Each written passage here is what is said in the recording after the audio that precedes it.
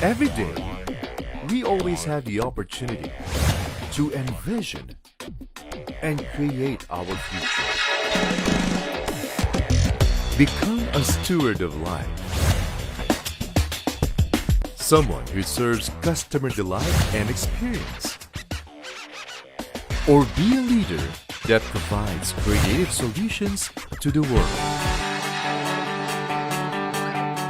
Whatever we want to become, wherever we want to be, we need the right partner that will guide us to discover the best version of ourselves. An innovative partner to develop our inner gifts and a nurturing community that genuinely cares about our life direction.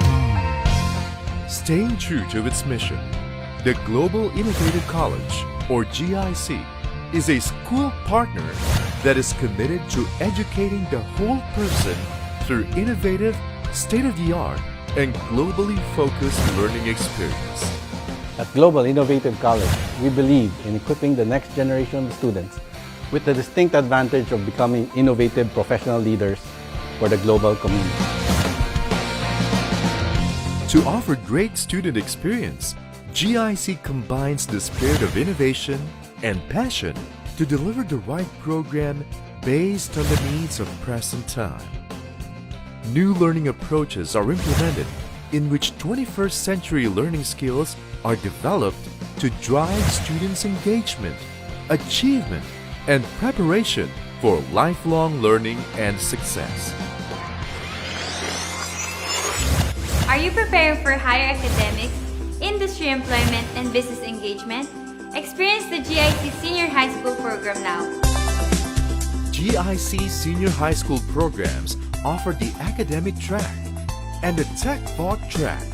These programs develop students to become global learners with critical and right technical skills. Global Innovative College's Senior High School program embraces 21st century learning framework. Because it's in our name, we are an innovative college. There is a huge challenge for us to prove that innovation is one of the main ingredients of the quality of education that we offer. In GIC, we let the students experience the 3D experience in education. In GIC, we have discover, develop, and direct. We allow students to discover what they can do, their potentials as a human being. In doing so, we believe that we are here to develop their talents and skills. We are here to develop the things that they need to know to be able to thrive in life. And hopefully later on, we'll be able to direct them to what they want to do or what do they aspire after completing grades 11 and 12. So within the 2 years, we are there to actually help them discover, develop, and direct what they want to do in life. A testament of GIC's academic and non-academic excellence is a roster of top-notch faculty, a mix of academics and industry practitioners who have significant years of teaching and working experience in their respective fields. The teachers, the staff here are okay. They're very approachable. Hands-on, nakatutok talaga ang mga teachers sa mga estudyante. And minomotivate nila, which is very important for a student. GCIC is like a big family.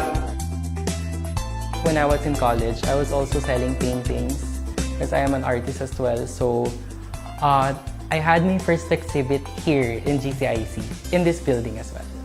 It all started with just a simple sketch and then a simple uploading of my paintings at home. And then the president, Sir Mike Tan, and other school officials discovered that I had this talent. And then they decided to incorporate it in one school activity that I had this first exhibit. And then I was very proud then because they released an article in the newspaper and then my name was there. So that was the first time that I saw my name in the newspaper. Through its transition program, GIC guides its students to continuously uncover and create new opportunities where they are. I'm excited to experience the real world of working. I am job ready. GIC was able to mold me properly into who I am now. 4 years in college, after the graduation, I was ready. I was ready to face and conquer the new journey that I will be embarking on. I always see myself as an entrepreneur. Business is my game.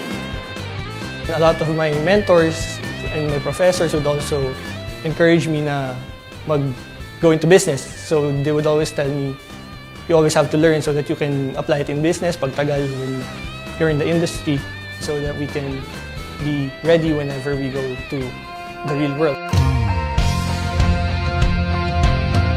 If it weren't for GIC, hindi ko makukuha kung ano yung nakamit ko ngayon. I just graduated, and to be honest, my achievements, it's not yet that big, but because of GIC, my self-confidence is there, and how I react to other people, how I talk to other people. Kung hindi ako nag-aral dito, feeling ko hindi ako magiging ganito kung ano man ako ngayon. This school will provide you the platform you need based on the talents that you have. I encourage parents to enroll their children here at GCIC. Enroll now because I believe they can give the best education for your children. As a school partner that never stops transforming, GIC will continue to provide innovative education, a never-ending mission to create a network of future global leaders, progressive thinkers, and creative innovators. Global Innovative College, transforming lives.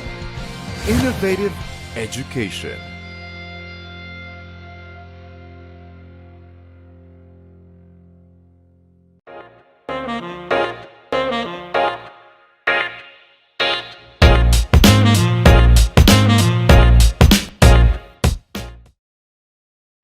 Hello, netizens! Hello, everyone! Hello, good afternoon to everybody! Hello, Doc Jazz! Imagine we're on our 3rd episode. Parang kailan lang, no? Episode 1 lang yung nire-record natin. And right now, we are actually on the 2nd part of Para-Paraan Lang episode, tama?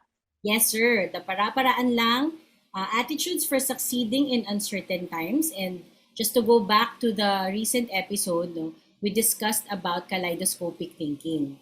Yes. And this time, we're going to talk about another innovative mindset, which is full spectrum engagement. Tama? So, ito naman po yung about actions naman. Ito yung execution. Yes. Okay. Alright. Ito yung mga pag-uusapan natin kung ano-ano yung mga paraan na ginawa natin. Okay? And maybe yung ating mga guests later on will actually share, okay? Makapag-share ng mga tips at ng mga bagay na pwedeng magamit ng ating mga viewers.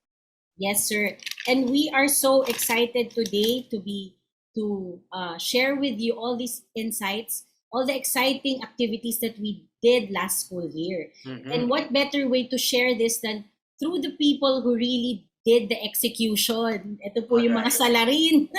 Kumbaga, yes. At ang mga members pa din po ng Global City Innovative College. Opo. And we also want to tell our viewers na kahit na po sa context ng school namin kinukuha yung mga hugot nung mindset at mga behavior and attitude na gusto naming i-share, ito rin po ay very applicable sa ating mga personal na buhay. Kaya I'm so sure that as you listen and join us this afternoon, marami pa rin po kayong pwedeng mapulot na mga aral. Alright, so wag na nating patagalin pa. Pakilala na po natin ang ating mga guests for today. Of course, we are still joined by our GIC President, Engineer Michael Tan. Hello, Sir Mike! Hello, sir! Hi! All right, and then we are also joined by our Student Organization Development Center Officer, Binibining Patricia Marie Aban. Hello, Miss Pat. Magandang hapon sa lahat. Kaway-kaway. All right, and Miss Chef, Miss Pat ay guro sa Filipino, no? Opo. Hindi naman siguro niya tayo i-require na mag-Filipino sa araw na ito bilang pagdiriwang ng buwan ng wika. Hirap. Kailangan ba Miss Binibining Pat? Di naman. All right. So our next and our guest student, he is actually our former student. Graduate po siya last school year. He is also our former student council vice president. And also, ano nga ba ang award ng ating next guest, Miss Pat? Siya ay outstanding student in the field of music, tama? All right. So our next guest is John Matthew Garcia. Hello, Hi, JM. Good afternoon po. Good afternoon. Yan, kompleto na ang ating lineup of guests. Alright. So we can start, Chef.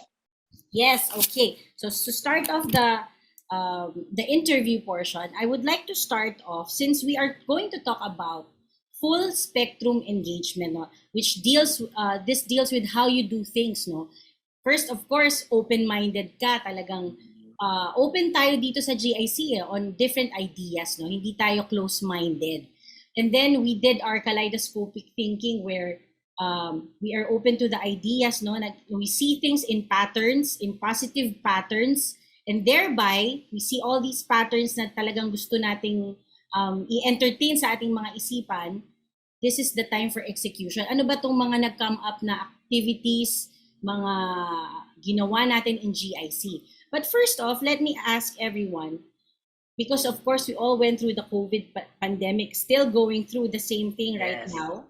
What are the major sources of stress during this pandemic? Oo nga, kasi yes, sir. Chef, hindi madali ang panahong ito at talagang ang daming stressors, no? Yes. Hindi lang talaga kagaya before na ang stress natin maybe galing sa wala kang pera or hindi mo alam kung ano ang magiging ulam mo sa araw na ito. I think naging diverse din yung pinanggagalingan ng stress, hindi ba, sa mga tao. So let's find that out. So let's start off with Miss Pat. What were your major stressors?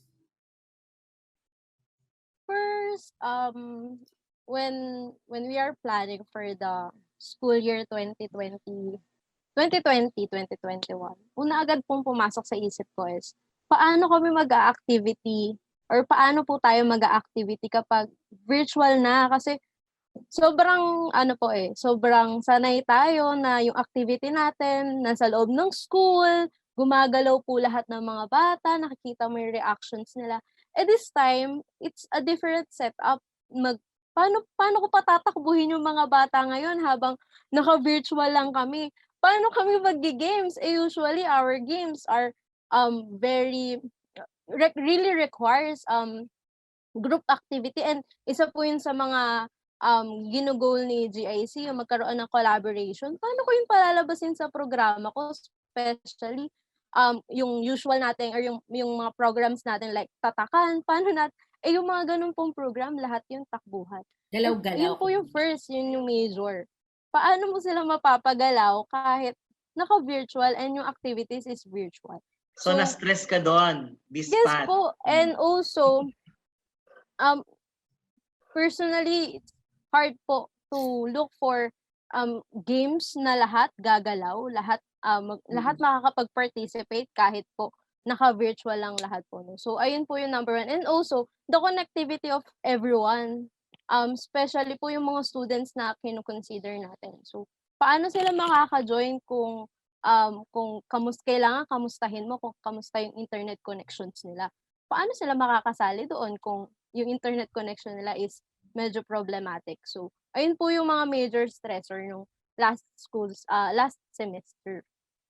So nakaka-relate din ako doon because as one of the teachers in GIC, I also went through the same thing. And same department po kasi kami ni Miss Pat, no, under student development. And of course, gusto ko ring tanungin nga rin si JM, do you share the same issues, sentiments with what was shared by Miss Pat? Actually, yes po, Miss. Nung pumasok yung pandemic, kinakabahan din ako nun kasi sabi ko, paano ko gagawin yung mga bagay-bagay na virtually? Kasi syempre, hindi tayo pwede magkita-kita. Gano'n. And hindi ako sanay na malayo sa mga tao. Kaya, ayun, isa yun sa naging major stressor ko. No? na mismong mag-connect sa tao. Ganun. Yes. At saka chef, kung mababalikan natin yung ating episode 1, sabi natin GIC is ready doon sa pagiging virtual. Pagdating sa curriculum migration, sa instructional delivery, handa tayo. Kasi alam na natin, ginagawa na natin yung online classes. Pero iba nga, tama si Miss Pat, iba yung, teka muna, paano ang student development? Paano ang activities ng estudyante? This is something really new. Kaya naiintindihan ko ang stress na dinanas ni Miss Pat. Okay. Opo. And how about kay Sir Mike naman in terms of execution, yung stressors niyo po in terms of sa management and at the same time in managing your other businesses as well? Paano po, ano po yung mga medyo umangat sa lahat ng stressors na naramdaman natin on the onset of the pandemic? Yeah. So everyone is stressed out, no? From our teachers to our students to our admin as well. So one thing I found stressful is the unknown. We don't know what's happening. We can make all the plans, we can set all the schedules. Tapos, since we're up against a virus that we don't know what will happen, pag nag-spike up, cancel lahat. Tapos, ulit na naman yung plano, move na naman yun. So that for me is my number one stressor. I don't know what's really gonna happen before nung walang virus. Yeah. We follow smoothly what is planned. At saka kasi chef, may uncertainty eh. Even yung mga regulations ng government na nakakaapekto sa pamumuhay ng tao at sa mga businesses, syempre pabago-bago siya. Hindi mo masabi kung kailan pwede na, kung kailan hindi na naman pwede. So, yon, I'm sure talagang nakaka-stress din yan, hindi ba? So, habang binabalikan ko to, nararamdaman ko na naman yung kabog ng dibdib ko. Mga panahong kailangan nating maging open-minded, magka-kaleidoscopic thinking, at i-execute ito. So, at saka chef, sa umpisa, I'm sure, nag-enjoy din naman yung iba, walang pasok. Si JM, walang alis ng bahay. Pero after a few days and maybe weeks, nananawa rin tayo, di ba? Parang, ano ba, kailan ba ako aalis? Yun, nakakadagdag din ng stress yun. Yung iisa na lang yung nakikita mo sa paligid mo at yung mga taong kasama mo ay palaging sila na lang. Kung dati yung mga anak ng parents umaalis para pumasok, so you have your me time, eh ngayon hindi na gano'n. Nahandyan sa tabi mo palagi everyday. Yes, kasi darating, ito yung panahong hahanapin mo rin ng variety, no? Kasi nagkakaroon na ng, naging monotonous na. So parang gusto ko na ulit bumalik sa eskwelahan. Can I add something? Sir Mike, yes. Yeah, one thing that did not change na napansin ko is pag umuulan, marami pa rin nagtatanong kung may pasok. Oo nga. Oo nga, nakasanayan. Wala bang cancellation? Oo. Inaantay ko na nun si Sir Just ng alas 4 ng umaga kung may announcement ba.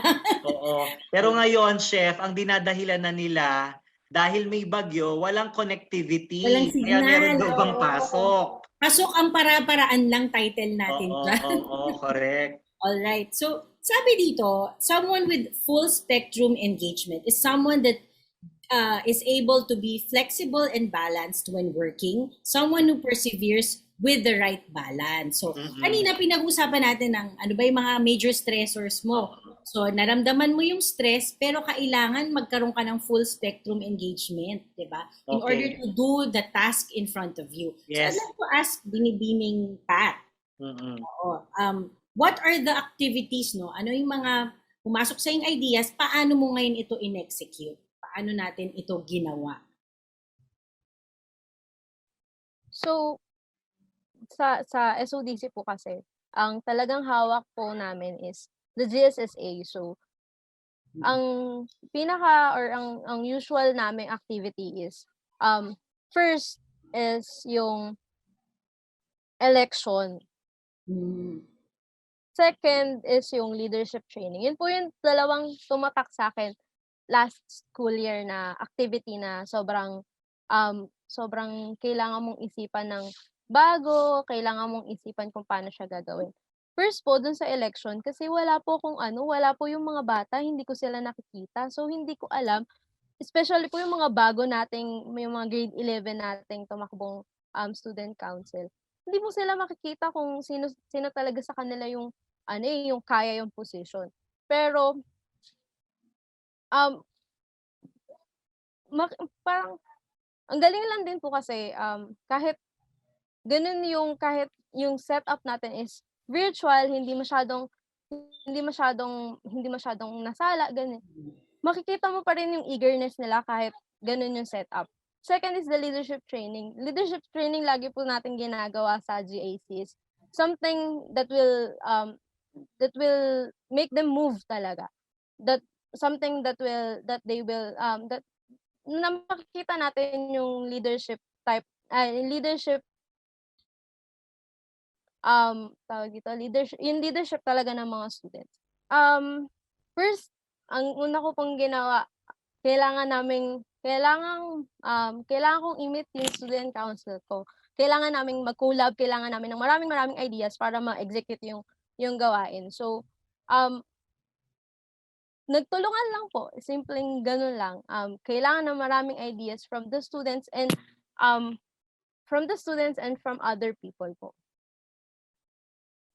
And JM, isa ka ba sa mga tumulong? Andun ka ba during all the online meetings at lahat ng patawag namin ng consultation with students? Can you share that with us?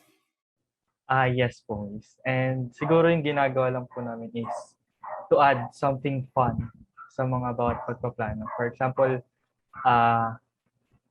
pag nagpa-plan kami ng event, we try to lessen yung puro talk ganun, and we try to make the students or our fellow students engage sa ginagawa namin event. Ayan. Meron ka bang naaalalang specific online games or online resource na naging effective sa inyong mga estudyante? I'm sure you did a lot of useful websites, no? Nagpunta kayo sa mga websites, free online games. Ano yung masashare mo sa viewers natin na effective yung nagamit? Engage na engage kayo as students. Siguro, we use, siguro para sa akin yung YouTube. Kasi dito marami kaming nakuhang ideas para magamit as, may masama sa mga events, ganon. And to make the event more fun para sa mga fellow students. Chef, ang nakita ko dito sa sinishare ni JM at saka ni Miss Pat is yung power ng collaboration and communication, no? Isa yan sa mga para-paraan na dapat nating mapulot na when we are facing challenge, no, sa ganitong klase ng panahon, one thing that can help us really is to communicate and ask people for the right information, be resourceful, yung talagang yung pagiging solution-centered na unang topic natin, babalik ka pa rin talaga doon. Kaya tama yung sinabi ni Sir Mike na that is really a good start dahil from being open-minded and solution-centered, magro-roll yung ball, magtutuloy-tuloy yung mindset na yan. Kaya tama si JM, sabi niya, YouTube, di ba? Doon siya kumuha ng maraming ideas. So naisip niya na may mga available na information that I can use para hindi mapigil yung plano na gusto nilang gawin. Kumbaga naghanap na siya ng mga best practices para hindi masyadong overwhelming yung mga kailangang i-execute. Tama din naman yun. Kasi yung time na yun, parang na-blurred vision na kami ni Miss Pat. Naalala mo yun, Miss Pat? Paano ba natin gagawing hindi sila magli-leave sa mga online events natin, right? And also, identifying the talents of our students. No? Ano-anong mga talents ba ang naglabasan nito, Miss Pat? Nitong ating pandemic situation last school year? Ayan, nakita po namin na marami pala sa mga students natin ang magaling when it comes to technology, no po. Kasi sabi nga po dun sa mga previous seminars natin, doon ko po talaga nakita na itong generation nila, kahit saan mo sila dalhin basta may technology, they can use it. So sabi ko, ayun yung strength nila, ayun yung pwede nating gawin, ayun yung pwede namin gamitin kahit ganito po yung situation na meron tayo. At yun nga po talagang totoong nakatulong sa amin. Especially yung mga activity na makikita mo sa online na talagang mai-engage sila. Sila po yung nakakaalam talaga nung lahat. And also, marami rin pong lumabas na magaling palang mag-public speak yung mga students natin. Tingin ko po kasi marami nga po tayo ngayong na-discover na pwede palang mag-host sa mga programs natin na during face-to-face, hindi naman sila masyadong nagiging active when it comes to hosting. But this school year, sobrang nag-excel po sila. Maybe because they are Comfortable tawag with dito, they are comfortable to speak kasi laptop lang yung kausap nila, ganyan. Siguro po dahil ganun yung naging Parang perspective. nagti-TikTok But lang. marami pa pong marami pa pong yes, tas marami pong mga parang mas lalo silang naging comfortable in showing their talents kahit online. So, ayun po. Ayun. Chef Ana, Miss Pat is talking about the power of technology, no? Syempre yung mga estudyante natin, particularly the young ones, mga digital natives ito, talaga namang sanay na sanay. Pero meron akong question, I will address this to Sir Mike, na medyo malapit sa edad ko. Sir, paano yung mga kagaya natin na hindi tayo digital native, pero tayo ay mga digital migrants? At marami sa mga parents na nanonood sa atin ngayon, I'm sure hindi silang lahat ay technology savvy. Paano pa rin kaya sila makakapag-adapt at makakaisip ng mga para-paraan in the absence of technology naman? Sir Mike. So that's a good question. So technology is there. Depende na lang yan paano mo gamitin, di ba? So kung sila JM will use it for YouTube, yung age namin, yung generation namin, we also use YouTube, di ba? Pero iba yung use ko. I use it for a different kind of research, for different topics.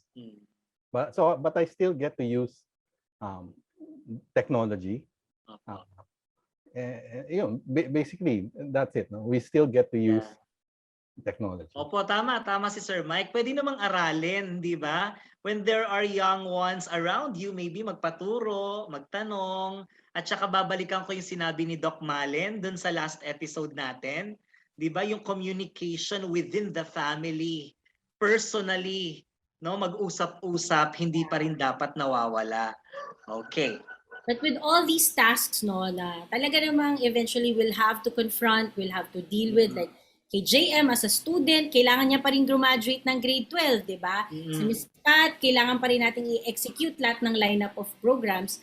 How do we create a work-life balance? Kasi sabi nga, importante yun sa isang, sa full spectrum engagement, no? Kailangan balance. At saka, Chef, kasi alam ko, yung pagiging exhausted ng isang tao is also magiging detrimental din dun sa success level ng gustong mangyari. Kaya dapat binibigyan din natin ng attention, no, yung pagbabalanse ng mga bagay-bagay sa buhay natin. Okay. So, I like to throw in that question po kay Sir Mike. Yun, how do we create not a perfect work-life balance, but at least to start off right na nagagawa mo siyang nagiging consensus ka na nagagawa ko ito sa isang balansadong paraan. Paano po kaya yun? Yeah, so I like yung answer ni JM kanina na sabi niya when he looked at YouTube and then when they used what they watched and or seen, nagbawas sila yung mga activity nila online, binawasan nila yung salita, more of maybe action and interaction, di ba? So that's a great manifestation of a full spectrum engagement thinking. No, hindi mo siya, kung kaya mong gumawa ng simple, kaya mo rin gawin yung difficult. Pero alam mo saan ka lulugar na tama doon sa situation. So because we understand na pag sobra naman puro salita yung online, students will lose interest. If it does not have interactivity, people will tune out. So we balance it right there. In terms of work life, what I learned is I need to also empathize with all the other people that I am with in the house. Hindi ko solohin yung ako lang yung may trabaho. Kids also have their schoolwork. Yeah. My wife also has her own job. So lahat needs to talk. And kasi ito yung time mo, ito wag kang papasok dun sa room kasi meron akong recording. Ito, di ba? So we share and then hopefully find a middle ground and balance. At saka chef, ano din no, when we talk about balancing things para ma-manage din natin yung mga stressors na pinag-uusapan natin kanina, we also need to do other stuff other than our work. Diba? Kasi syempre, ang work naman, wala naman talagang katapusan yan. But of course, during our free time, we should find other things to do. Halimbawa, kung ikaw ay mahilig maghalaman, isa kang plantita o isa kang plantito, di gawin mo yan, no? That will give you a different diversion o ng ibang bagay. Kung marunong kang magluto, do that. Kung marunong kang gawin ang ibang mga bagay. So ito yung isa sa mga pwedeng gawin ng mga viewers natin, no? Para ma-balance din nila yung kanilang mga buhay at this time. Meron nga akong book na nabasa, chef. Ang sabi doon, we have to also engage ourselves with mental vacations. Diba? Meron palang ganong tinatawag. Hindi lang yung katawan ang pwedeng magbakasyon. Even our minds can have a vacation dahil alam mo, ang stress ay nasa isip yan kadalasan. Yeah. Kaya pagbakasyonin natin yung mga isip natin para mapahinga din yung mga utak natin, and I'm sure the body will follow. Ako ang mental vacation ko, sir, Netflix Ayan, okay. Hindi po ako bayad ng Netflix pero bakasyon siya sa akin, lalo na pag may mga bago. Ganun ka rin ba, JM? Ganun din ba? Nagna-Netflix ka pa ba? Or ibang site na? Alright, so gusto ko lang rin malaman. So balik tayo sa topic na full spectrum engagement. Does it include our friendships as well, not just our tasks? Tama po ba? Yeah. To create the right balance. So someone who perseveres with the right balance. So one way to tackle it is also nurture our friendships, right? So I'd like to know from JM, our student, no, I'd like to know the ways that you did this school year, no, in order to nurture your friendships during those uncertain times. No? Anong ginawa mo? Dahil alam mo, nakakatulong siya sa'yo mentally, no, spiritually, holistically. Paano mo na-nurture yung friendships mo nitong nakaraang school year?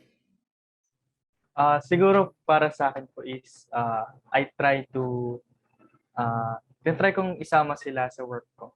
For example, may task na binigay na all-nighter, ganon. Then, I try to communicate with them. Tas, video call tayo para mabilis nating magawa to. Or, sometimes pag medyo hindi ko na nakakausap yung friend ko, I try to message them na, how are you, Mr. Kagan? Kala ko sila gumagawa ng assignment mo. Isa nga yun sa advantage, I think, ng time. Parang dati, kung may limitation yung pakikipag-usap sa mga friends, kasi mahal tumawag, malayo yung isang tao. Ngayon, parang anytime, you can just chat and contact them. Babalik ako yung sinabi ni Tommy dun sa episode 1. There was an occasion when they had to speak like for 8 hours straight, di ba? Parang dati hindi pwedeng gawin yan. Ngayon, pwede na virtually. Yes. And I also agree no na calling a friend lightens the load. Okay, para bang ang pakiramdam mo na lang, di ka nag-iisa, nagiging magaan yung ginagawa mo. Yes. How about you, Binibining Pat? As one of our faculty, how did you nurture your friendships both at work and your personal life po? Same with JM. tumatawag ako sa mga friends ko whenever I feel like gusto ko lang ng kausap ng not related to work. And of course, I have kasi meron kasi akong parang pag dumating yung 5 o'clock, tapos na yung work ko, dapat wala na akong ginagawa sa laptop ko. Nakikipag-usap na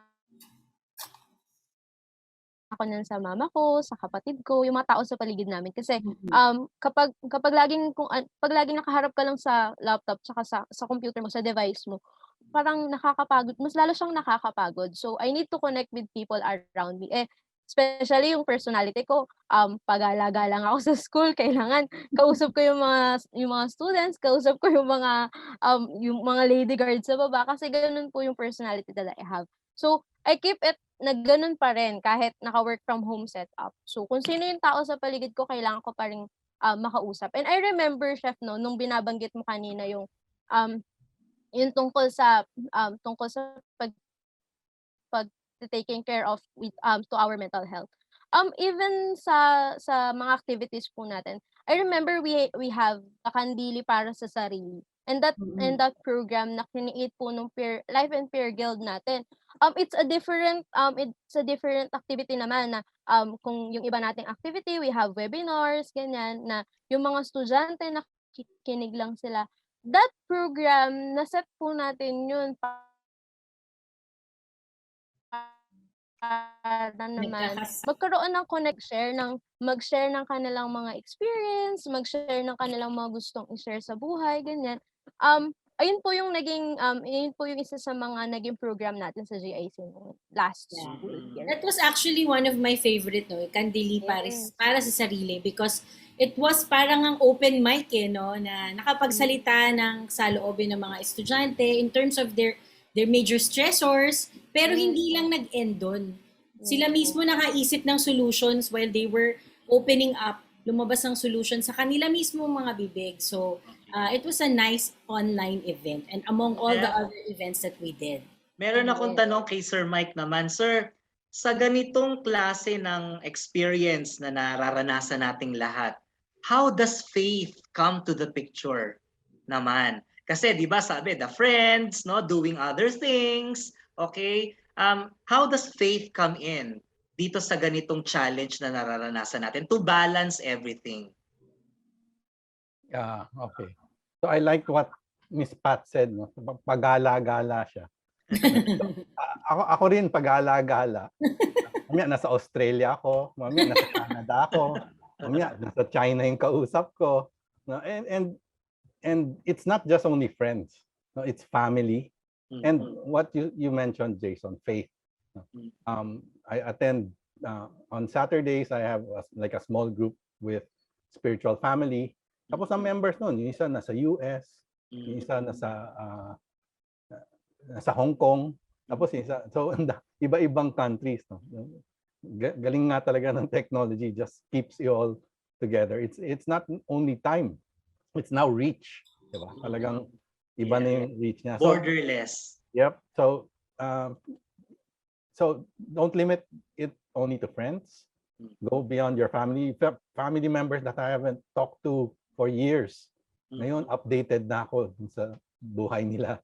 Diba? So same din with faith. They're really a great support.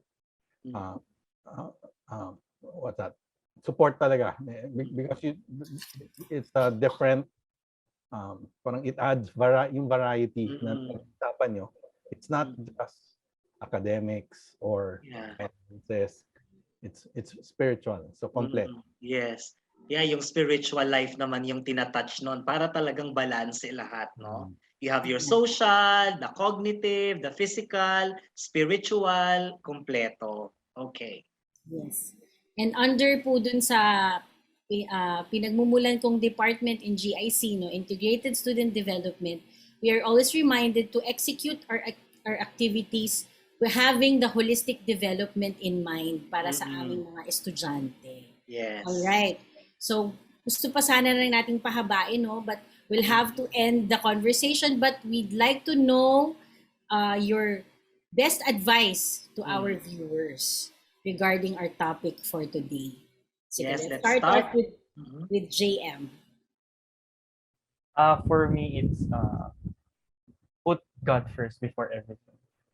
Ayan, kasi hindi natin malalagpasan lahat ng to kung wala yung tulong ni Lord. So, kailangan unahin natin siya and He will take care of the rest. Full Okay. trust in the Thank you, Lord. JM. Thank you, JM. What about Miss Meaning Pat? Pat. Ayan, sa akin naman po, everything should be balanced. So, like what JM said, put God first. And para magawa mo yun, kailangan balanse ka sa buhay mo. Balance ng ginagawa mo, hindi ka nagkukulang sa socials mo, hindi ka nagkukulang sa sarili mo, at syempre hindi ka nagkukulang sa faith mo kay Lord. Everything should be balanced para smooth din yung everyday life mo. And of course, parang nakakapag-add ka ng spice for makapag-add ka ng spice sa buhay mo na makakapagbigay pa ng fun. Kasi kapag balance yan, tapos pag may nakita ka pa na, pwede pa pala akong mag-plant, ganyan. So, pwede ko pa siyang i-add doon sa everyday life ko. So, yun lang po yung akin. It should be balanced, everything. Thank you. Thank you, Miss Pat. Sir Mike. Yeah, so with all the yung para-paraan na natutunan natin from how we think to how we do things, marami tayong makikitang magagandang results. And ang tendency ng karamihan is mangopya ng results ng ibang tao. So, para balance din, ang importante is naintindihan nyo paano nangyari yung result. Yung the principle behind how the result came about. So don't lose that focus and don't think yung result ng iba yun na rin ko kopyahin ko. Magiging result ko na rin yun. So focus on the principle rather than just the result. Yeah. Nice. Parang yung gustong sabihin ni Sir Mike, you focus on the process, not just the output. Kasi lahat ng learnings na handun sa process, no? Yung output, kumbaga, na lang siya. Parang giveaway na lang. Napakaganda nung sinabi ni Sir Mike. Ako, I'll share my takeaway, chef, no? Parang para sa akin, naniniwala ako dun pa rin sa sinasabi ni Sir Mike lagi dati, lahat ng sobra, masama.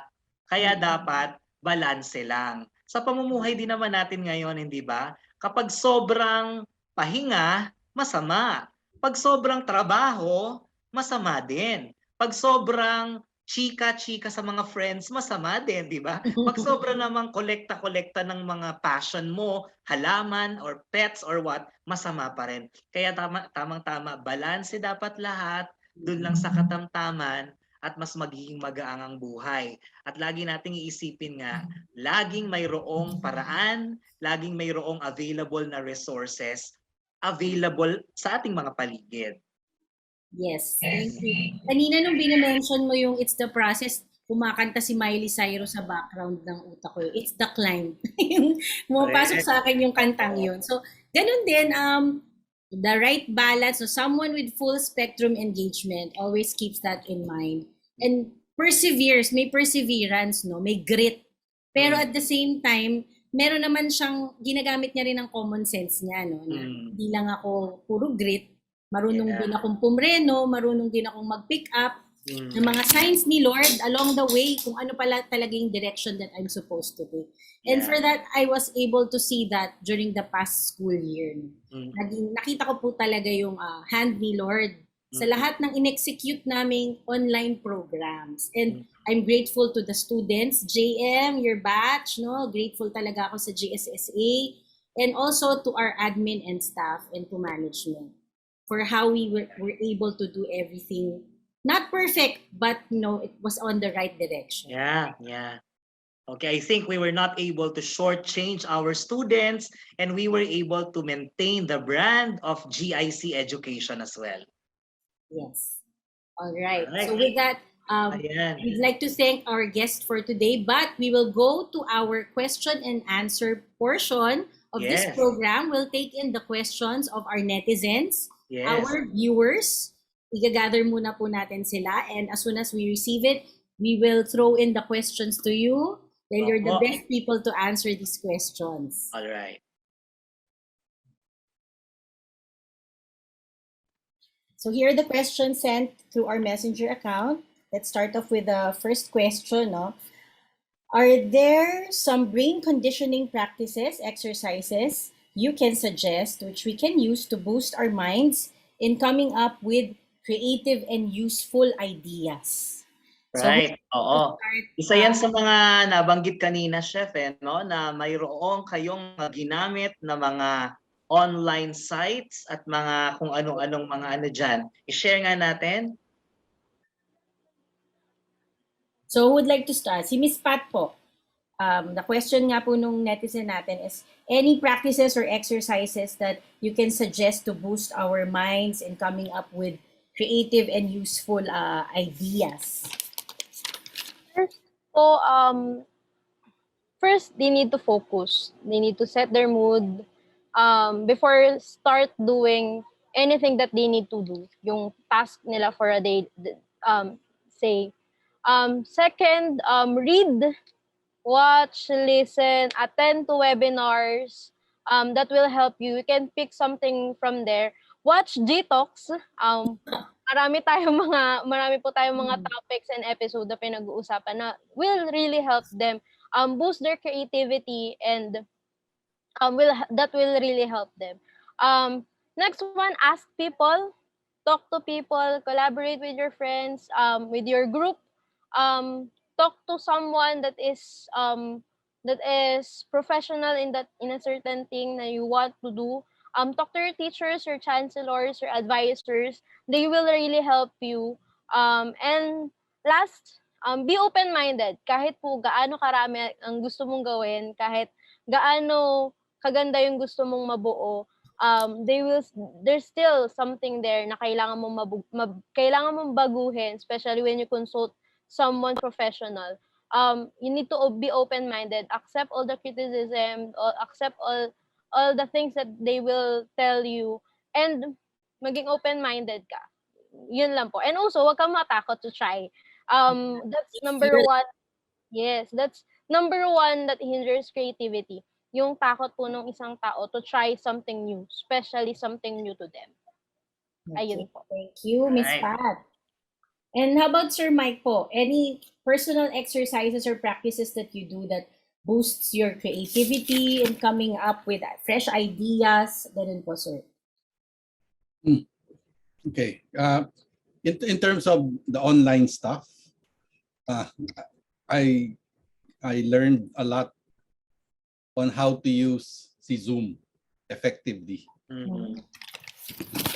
And then I tried iba-ibang like same application like Zoom, di ba? So na-try yung sa Google, yung meron Skype, meron ang dami. But at the end of the day, pinaka-stable si Zoom and most flexible for us to use.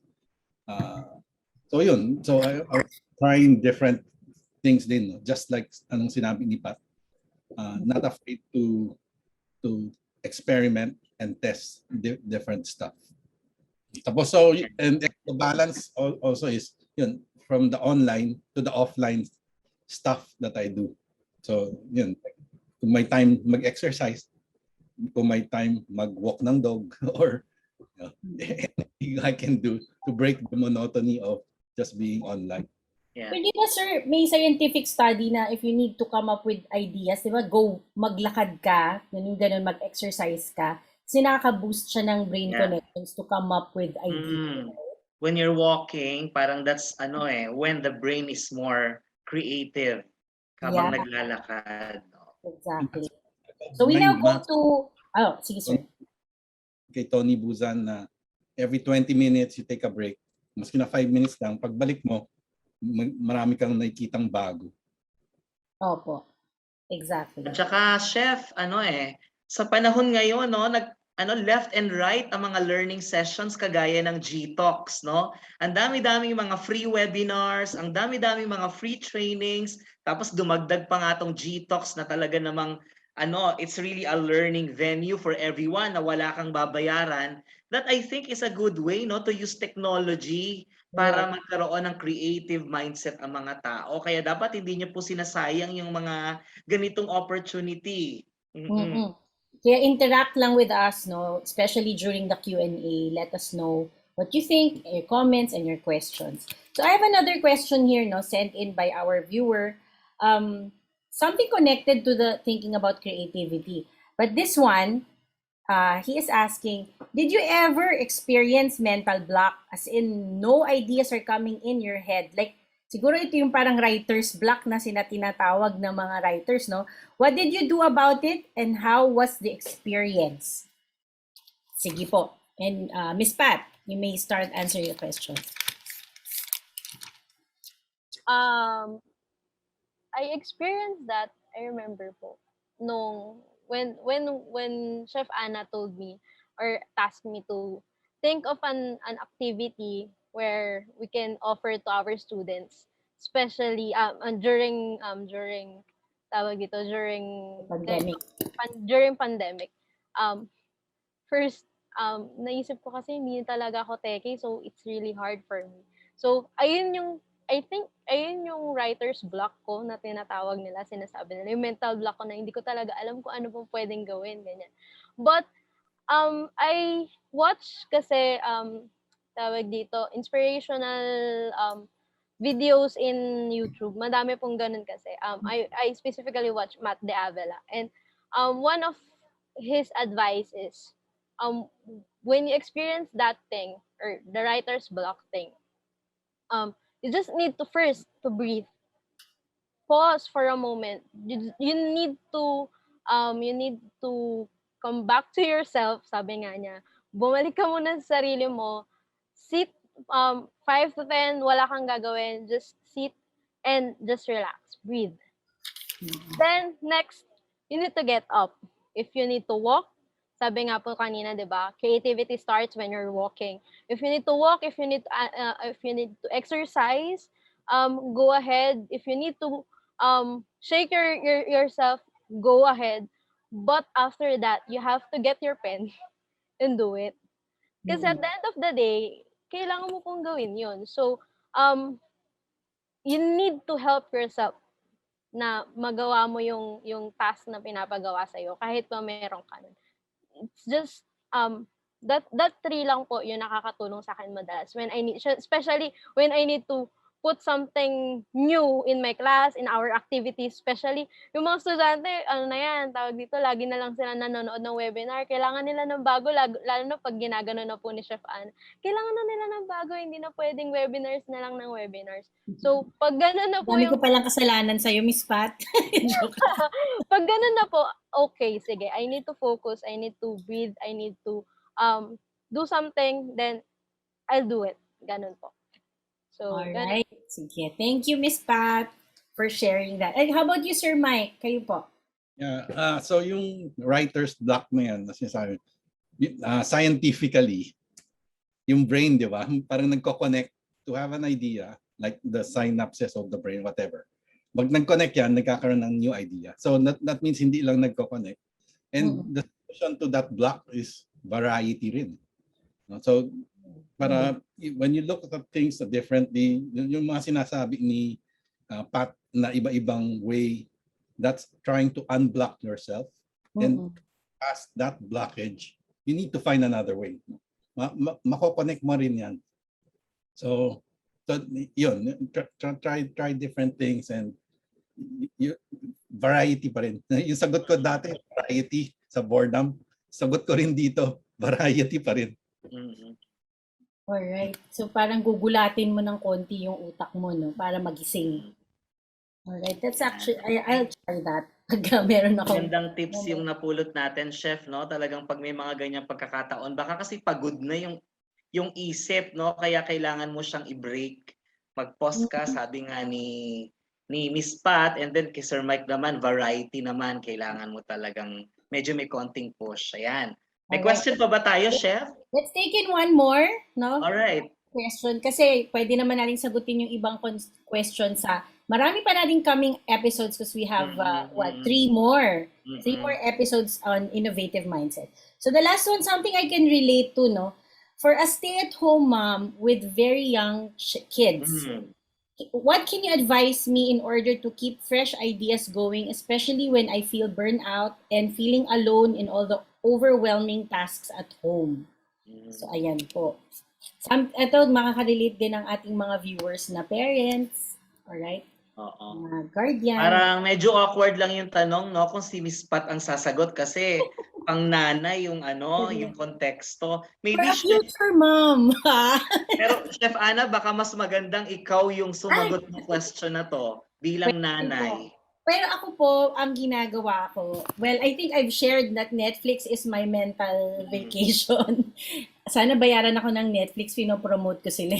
So, ayun po, I take a pause, no? And then, keeping variety, I try to research, no, what is available, what are effective ways done by parents available on social media. I joined social media groups na nag-share po. So I take time to read their advices, no? Kasi sometimes binasa mo lang, you can't relate to it yet, pero it will kick in at the moment na nabasa mo siya, parang baon mo siya para pag when the situation comes to you, magagamit mo siya.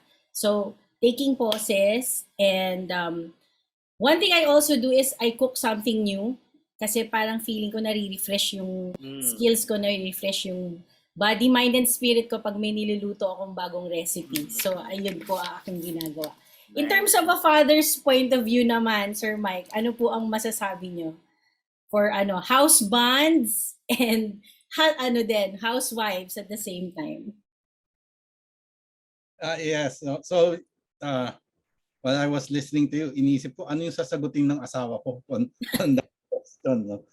Because they really go through, I think that question was asked by a mom. And I can understand because our homeschool program, di ba? We hear that a lot from our homeschoolers. So sa akin lang, don't do it alone. Maybe this is a good segue for the next episode. Don't do it alone. Yes. That really unburdens you. If you can, you have a partner, you have others, relatives, church friends, people that can help you out. Don't do it alone. Get their help. At saka dadagdag ko na rin doon sa sinabi ni Sir Mike, na ito yung beauty, yung idea behind full spectrum engagement, no? Na talaga namang kapag yung time na exhausted ka na bilang nanay, bilang tatay, o bilang parte ng pamilya, ano man yung role mo, kung ikaw man yung nasa bunso, ikaw yung gitna, ikaw yung panganay, lahat naman tayo, universal yung feeling na ikaw ay napapagod, no? At nalulungkot sa mga nangyayari, kailangan gumawa ka nga ng ibang bagay. Kasi parang yung boredom papasok kapag routinary na yung di ba? Yung ginagawa mo. And this time of the pandemic, talagang napaka-prone ng lahat na ma-experience yan, lalo na kung pagising mo sa umaga, ito na naman yung sitwasyon, bawal na naman lumabas, problema naman ng trabaho, etc. etc. Kaya dapat talaga mag-isip ka ng ibang bagay na pwede mong gawin na mas magiging produktibo ka. Di ba? Ano-ano yung mga pwede mong gawin? Mag-aral ka, ang dami-dami mga libreng mga lessons, di ba? Ha? Maraming scholarships ngayon. Yes, ang daming mga online courses na mga short term lang, libre. Yung kung gusto ko meron ka naman pera, edi doon ka sa mayroong bayad. Actually, even Harvard University are offering mga free short courses. At tatandaan ko, may shinare si Sir Mike sa atin na mga links na go-offer sila. So ito yung makakapag-break ng monotony sa buhay mo para naman maiba yung routine, maiba yung paikot-ikot at paulit-ulit na lang. Yes.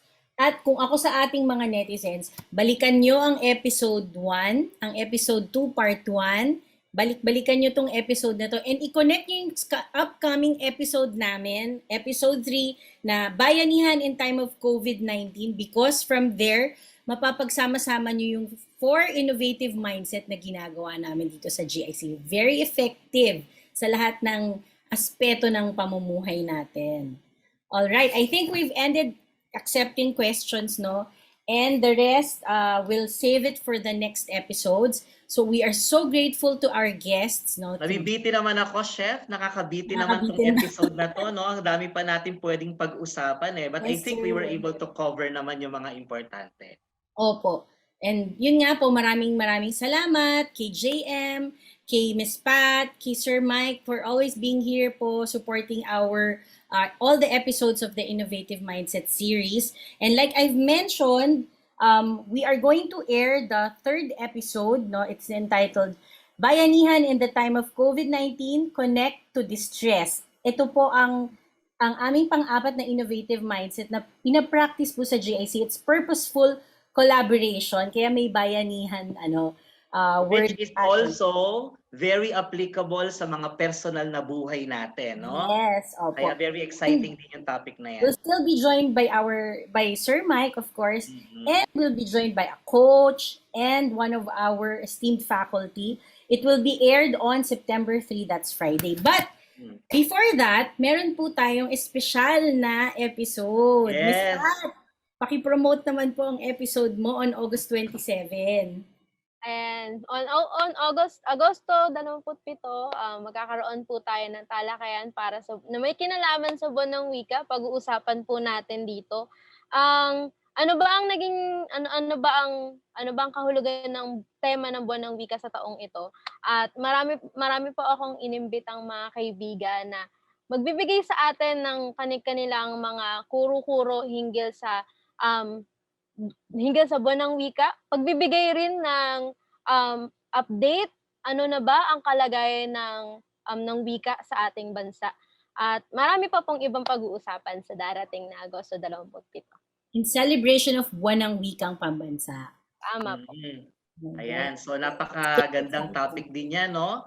At I think lahat naman talaga ay nagdiriwang ng Buwan ng Wika ngayong panahon ng Agosto.